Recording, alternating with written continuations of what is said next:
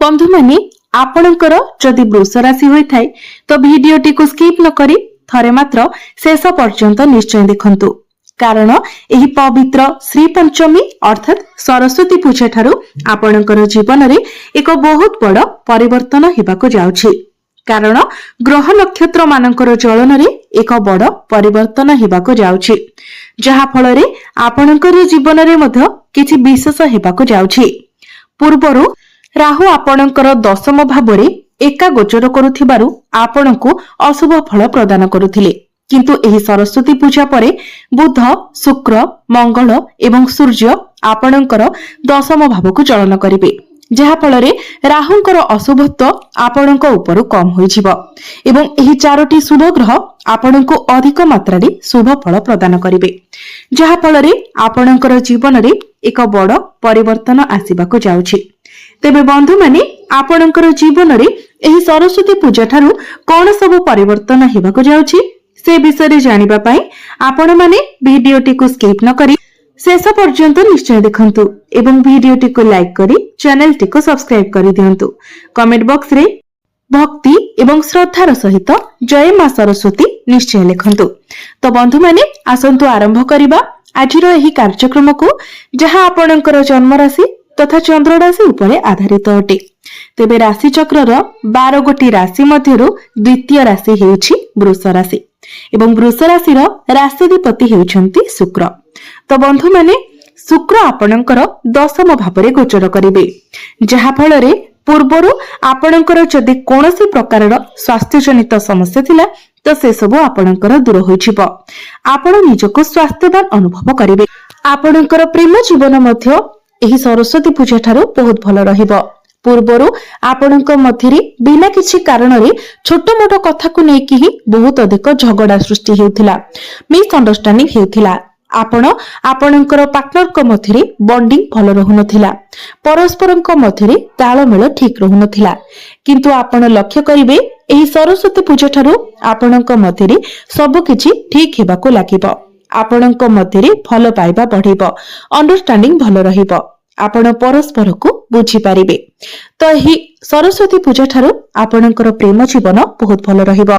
आपणकर शिक्षा क्षेत्र रे मध्य आपण बहुत अधिक उन्नति करिवे, किंतु मने रखंतु आपण जेते बेले भी निजर पाठ पढ़ा रिलेटेड किछि डिसिजन नेउछंती सेते बेले जेमिति आपण तरबरिया भाबरे किछि डिसिजन न नियंती किबा अन्य कहार कथा परे पड़ी किछि डिसिजन न नियंती सेथि प्रति आपण ध्यान देबे।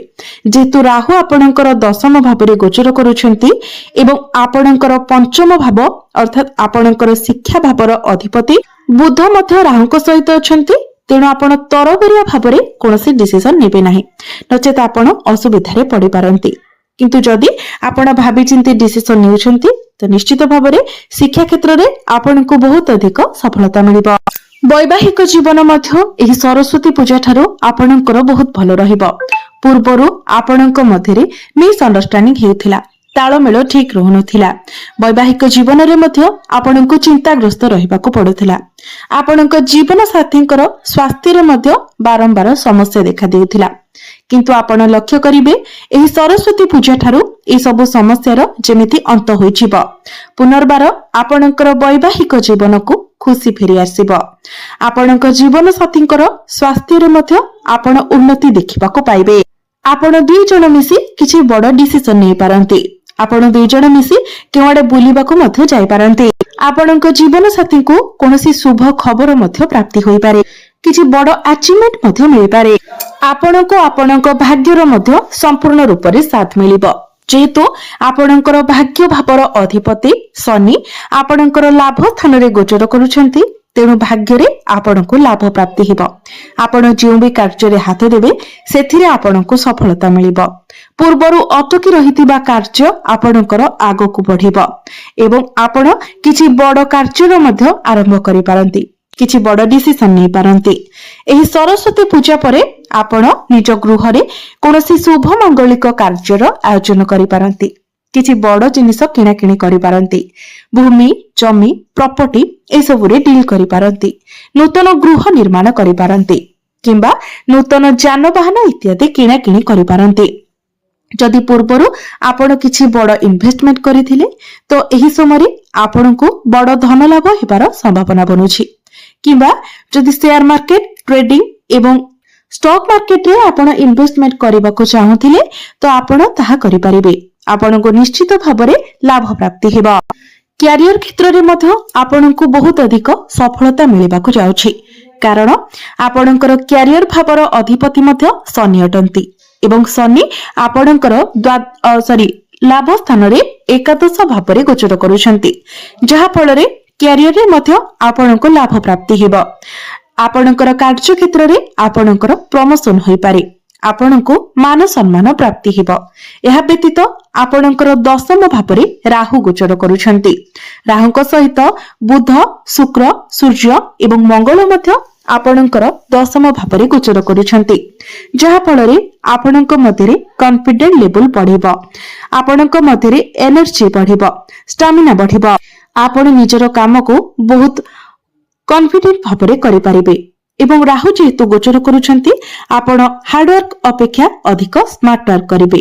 आपण बहुत चालाक एवं चतुर बनिबे। सबु समस्यार समाधान आपणक पाखरे रहिबा। जदि आपणक निकट रे चाकरी नथिला तो आपणकु चाकरी मिलिबार मध्य बहुत अधिक संभावना रहुछि। तेनु आपण निज तरफरु चेष्टा जारी रखंतु। कार्य क्षेत्र रे आपणकु आपणकर सीनियर आपणकर बॉस कर सपोर्ट मिलिबा। आपणकर कार्य करिबार शैली द्वारा आपण आपणकर कार्य क्षेत्र रे सम्मानित हेबे। जदि आपण किछि परिवर्तन चाहुथिले तो परिवर्तन मध्य होई पारिबो। आपण चेष्टा जारी रखंतु। एवं राहु जेहेतु आपणकर दशम भाव रे गोचर करुछंती तो आपण आपणकर स्मार्ट वर्क द्वारा बहुत किछि अचीवमेंट मध्य पाई पारिबे एवं आपणको बहुत किछि अपॉर्चुनिटी मिलिबार मध्य संभावना रहुछि। तेणु आपणको उपरकु जदि रेस्पोंसिबिलिटी आसुछि, आपणको उपरकु कार्यभार आसुछि तो आपण डरि न जाई आगको बढ़ंतु। जदि आपण अधिक परिश्रम करूछंती तो निहाती भाबरे आपण बहुत आगको जिबार संभावना रहुछि। आपणको अनेक किछि सफलता मिलिबा को जाउछि। बिजनेस मध्य एही सरस्वती पूजा ठारो आपणकर बहुत भलो रहिबा को जाउछि। बिजनेस रे आपणकर बहुत भलो ग्रोथ हेबा। शनि आपणकर लाभ स्थान रे गोचर करूछंती तो बिजनेस रे आपणको प्रॉफिट मिलिबा। जदि आपण लुहा जातीय काम करूछंती, इलेक्ट्रॉनिक सह जड़ित किछि काम करूछंती, टूर एंड ट्रैवलिंग रो काम करूछंती, इंपोर्ट एक्सपोर्ट रो काम करूछंती, पेट्रोलियम गैस ए सब रो काम करूछंती, ट्रांसपोर्टिंग रो बिजनेस जदि करूछंती तो ए सब क्षेत्र रे आपनको बहुत अधिक सफलता मिलिबा को जाउछि।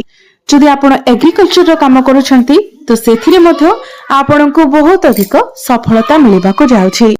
तो बिजनेस एही सरस्वती पूजा ठारो आपणकर बहुत भलो रहइबो। बिजनेस रे आपनको प्रॉफिट मिलिबो। आपण जदि एही सब क्षेत्र रे किछि नुवा बिजनेस आरंभ करबा को चाहुचंती ताहा मध्य आपण करि परिबे एवं बिजनेस को नेकी नुवा नुवा आइडिया मध्य आपणकर मन को आसीबो। तो मोटामोटी भाबरे कहिबाको गले प्रत्येक क्षेत्र रे एही सरस्वती पूजा ठारो आपणको सफलता मिलिबा को जाउछि। आपणकर स्वास्थ्य को नेकी हेउ, शिक्षा को नेकी हेउ, प्रेम जीवन को नेकी हेउ, आपणकर वैवाहिक जीवन को नेकी हेउ, भाग्य हेउ, कैरियर हेउ, बिजनेस हेउ, प्रत्येक क्षेत्र रे आपण सफलतार सीढ़ी चढ़िबा को जाउछंती। तेबे अधिक शुभ फल प्राप्ति करिबा पई आपण प्रत्येक दिन आपणक राशिर अधिपति शुक्रंकर बीज मंत्र 108 थर जप करंतु। ओम द्राम द्रीम द्रोम सह शुक्राय नमः। एही मंत्र को आपण प्रत्येक दिन 108 थर जप करंतु। प्रत्येक दिन आपण हनुमान चालीसार पाठ करंतु। प्रत्येक दिन आपण उदित सूर्य को तंबा पात्र रे जलार्घ्य अर्पण करंतु एवं प्रत्येक दिन सकाळ समय रे आपण ओम नमः शिवाय मंत्र 108 थर जप करंतु। निश्चित भाबरे आपणको अधिक मात्रा रे शुभ फल प्राप्ति हेबो। तो बंधु माने आपणकर जीवन मंगलमय हेउ, एहा ही ईश्वरक निकट रे मोर प्रार्थना। धन्यवाद।